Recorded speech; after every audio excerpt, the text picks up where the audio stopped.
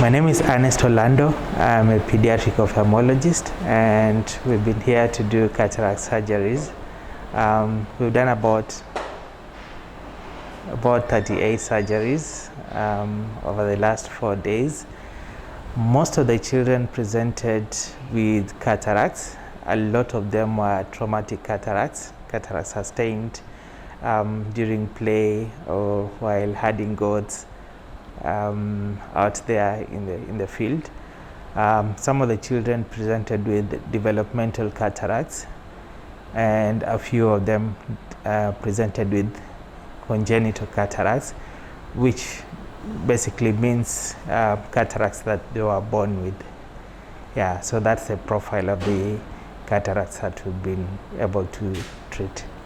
Most of the 38 surgeries that we did, most of the children developed cataracts, which means clouding of their natural lens after trauma. Okay, so we call these traumatic cataracts. Majority of them presented with cataracts following trauma. This can be prevented. Cataract is classified as one of the eye diseases that is either preventable or treatable, as in something irreversible, that is, something can be done about it to reverse the blindness. The lens that we place inside the children's eyes doesn't have to be replaced, okay? Once you put it, that's it. But before we put in those lenses, there's a process called biometry, in which case we use a machine to measure the power of lens that we'll put in the child's eye, and then it gives us a reading, and if we go by that, there might be a bit of adjustments depending on the visual needs of the child, but by and large you go by the biometry. So once you put in the lens, you don't have to remove it, it stays there. It then means that there must be very close follow-up of these children. They must adhere to the medication schedule, and they must have refraction from time to time. And if there are any potential complications that may arise, those need to be dealt with so that the child has the best visual outcome. To UHR, I'd just like to say thank you very much for sponsoring this camp.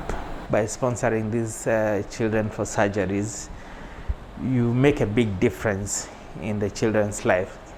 A child who was bilaterally blind, which means both eyes were blind from cataracts, is able to have safe surgery done, and they're able to get back their dignity, they're able to get back their life.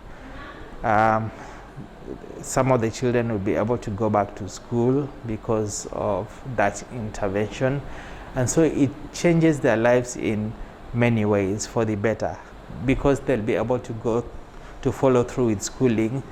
You expect their life in future to be a lot better compared to if they just sat at home with no intervention. So it changes a child's life in many ways, and it's an awesome thing for UHR to be able to do together with its partners. Thank you very much.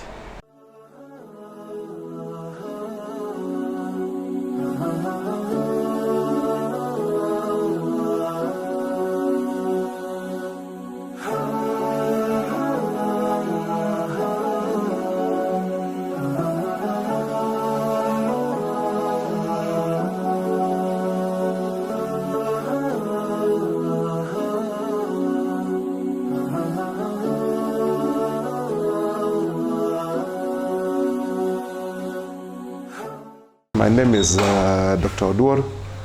I'm a plastic surgeon working in Nakuru. I've been here now in Wajir for a cleft surgery camp which has been organized by Safe Surgical Aid in collaboration with United Hands from the US. Basically, what we are doing here is a cleft camp, surgical procedures. And we started on Monday of this week, where we reviewed the patients on Monday and then planned which patients we are going to be operating on a daily basis. We're supposed to be finishing on Saturday. Okay, we started on Tuesday. On Tuesday, we are supposed to finish on Saturday. And so far, we've operated on both children and adults, different age groups. We've done quite a number of cases of cleft lip and also cleft palate. Basically, the unique thing that we notice, I think in the rest of the country, we normally don't see adults nowadays presenting with cleft palate, but I think so far we've had a situation here where we've operated on about 3 adults with cleft lip. Quite a number of them. I think both of them, the patients whom we operated on, are quite satisfied with the results that we obtained. Yeah, normally if we're doing a cleft lip procedure, if you add the time for anesthesia plus the surgery, it's normally about 1 hour, 1 hour 15 minutes. And then for cleft palate procedure, we normally take about 2 hours for each procedure. So here I think basically on average we've been doing about 7 to 8 surgeries per day. So we start off in the morning, maybe around 7:30, and we finish by around 5, 6 o'clock in the evening. Yeah, I think what we would advocate for is, I think the parents who've got children with this type of problem, they should not hide these children. Let them come out. These are conditions that can be helped. And normally, once you do this, I think the confidence of the child improves, and even the family normally is able to feel good. So what I advise the parents is bring the children to the hospital, and I think Safe Surgical Aid is here basically to help them. So let them come to the Safe Surgical Aid team, and we'll be able to operate on them the next camp. I think really to get somebody from the US coming here to make a difference to the life of our patients, I think this is great. So I'd like to really thank them for whatever effort they've made in making sure that this thing took place. My name is Ali Bashir, Secretary General of Safe Surgical Aid. We are in Wajir at the Wajir County Referral Hospital.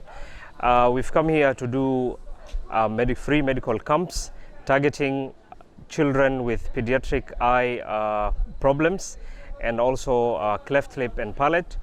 We've started the camp on 22nd of February, and the first camp was the pediatric eye surgeries that lasted a week with a target of 50 surgeries. We have concluded that successfully yesterday, and we began immediately the cleft lip and palate surgeries. Today is the 2nd day and the surgeries have begun.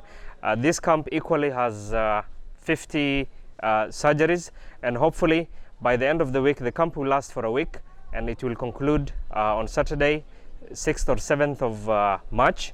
Hopefully by the end of the camp, we would have helped the patients who have registered for the camp.